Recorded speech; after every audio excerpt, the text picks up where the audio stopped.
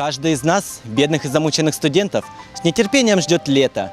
И вот оно так близко, и кажется, счастье у тебя буквально в руках. Но все омрачает она. Страшная сессия. Я студент второго курса, и сессия для меня, в принципе, не так уж и страшна.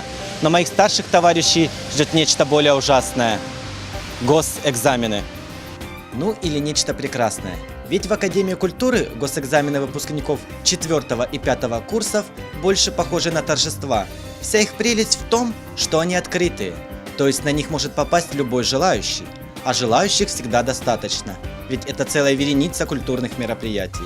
Мы стараемся преподнести эту акцию «Открытые государственные экзамены» как большое комплексное мероприятие.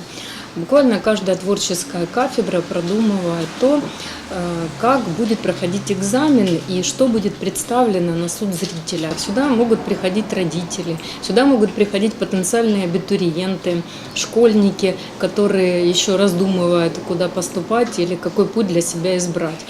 Сами выпускники готовятся даже не к экзаменам, а к тому моменту, когда они смогут показать свое умение публике. Страх есть, но минимальный, ведь они уже привыкли к вниманию. Да и вообще, для истинно творческой личности такая форма экзаменов только в радость. Госэкзамен – это проверка нас на нашу устойчивость, на нашу уже профессиональную, наши навыки. То есть это утверждение нас как профессионалов в своей деятельности. Сейчас идет серьезная подготовка, все студенты в свойственном нам творческом режиме готовятся. Госэкзамены у всех на слуху. Это такая вещь страшная немножко для всех студентов, так как все-таки уровень это государственный. Как и любой экзамен, это очень волнительно. И эта приставочка «гос», она добавляет, понимаешь, мандраж такой.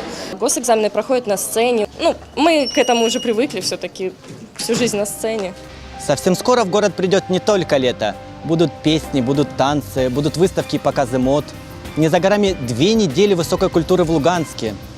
А пока можно и позагорать.